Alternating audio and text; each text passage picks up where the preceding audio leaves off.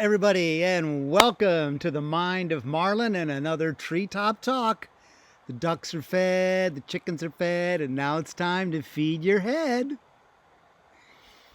We're a few days from our 2020 election, and I thought it appropriate to remind people of the naked racism and hatred that Donald Trump, that our current president, was spewing even before he was sworn in.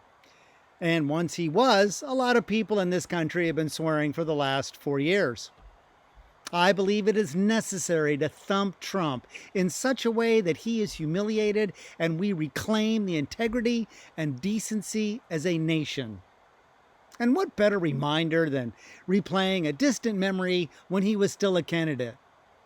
In 2016, an artist erected a statue of naked Donald Trump in a particular neighborhood in San Francisco at the intersection of Market and Castro. For those that don't know the coordinates, it's at the intersection of the financial district and gay pride. So naked Donald makes a lot of sense. At the time, we were all surprised about the response, but we all know that one man's turn on is another man's turn off. While some may have whetted their carnal appetite, most probably see naked Donald as his just desserts, because the title of the piece is "The Emperor Has No Balls." Apparently, he doesn't have any clothes either. The question was posed at the time, would this be acceptable if it was naked Hillary? When do we, as a freedom of speech nation, have to curtail our expression? I think, so long as it isn't hateful or inciting violence, isn't it all's fair in love and art? The relevance here is deliciously ironic. Candidates who are seeking to run the country must support those who are taking full advantage of their rights under the Constitution to express themselves freely. Would our founding fathers have found this amusing? You bet they would. We can only imagine the bawdy words and commentary on King George. What was said about Lincoln by the opposing side was anything but civil during our Civil War. Politics is dirty business. It always has been. So being a little dirty with naked Donald is brilliantly fitting. However, in this case, there's nothing to fit into.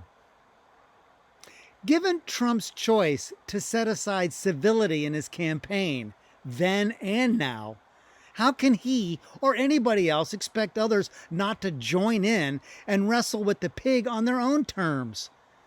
And the best way not to ruin your clothes is to wrestle a pig naked. Not since the days of Joseph McCarthy has politics seen such base, rude, vulgar, uncouth, and impolite behavior as what Trump, who is nothing more than a dictator wannabe, has exhibited. Even the tie he wears is loath to be associated with him, and it's turned red from the embarrassment. Here it is either trying to escape or cut off what little flow of oxygen there is to his brain.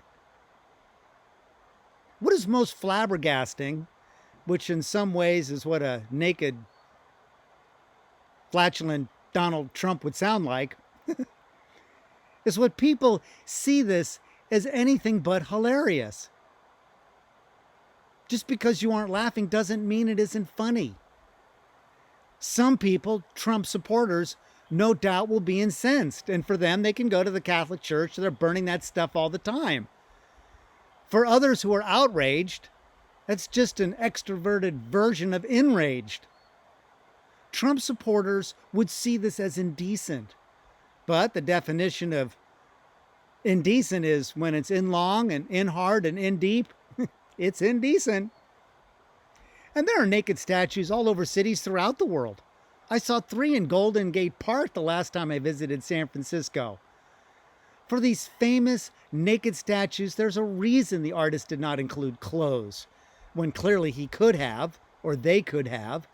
It's because nudity never goes out of fashion. Okay, naked Hermes had a hat on. There's a nude man pressing apples with not a stitch on. Is that because anything you wear is going to get stained? So press naked? Did anybody complain about these nudes the way they complained about naked Donald Trump? Okay, the fundamentalists maybe, but even they recognize art. As far as a naked Biden, I say yes for this reason alone. We put celebrities, and that includes politicians, on pedestals, which is where many nude statues are found. By making statues of them naked makes them just like us, human. And don't we all clamor for politicians who have nothing to hide? Why would we want to see celebrity stars naked but not our politicians? So let us put all politicians to the test.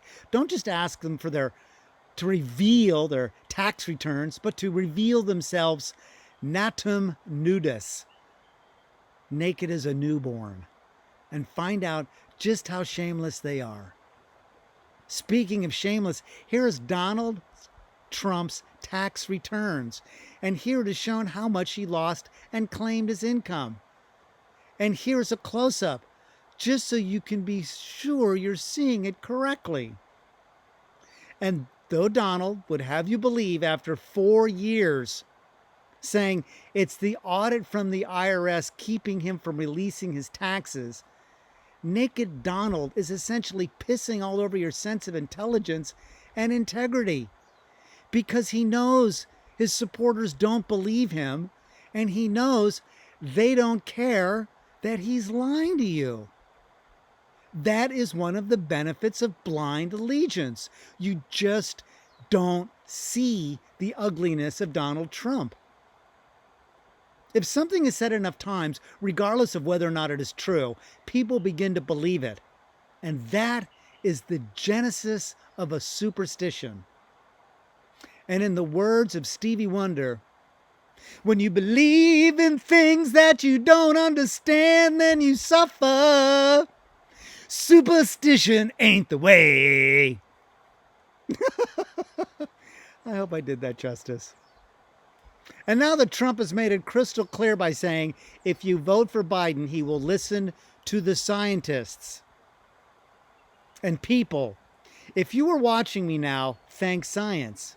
If you use a phone, thank science. If you have a refrigerator, automobile, air conditioner, or any single piece of technology, thank science.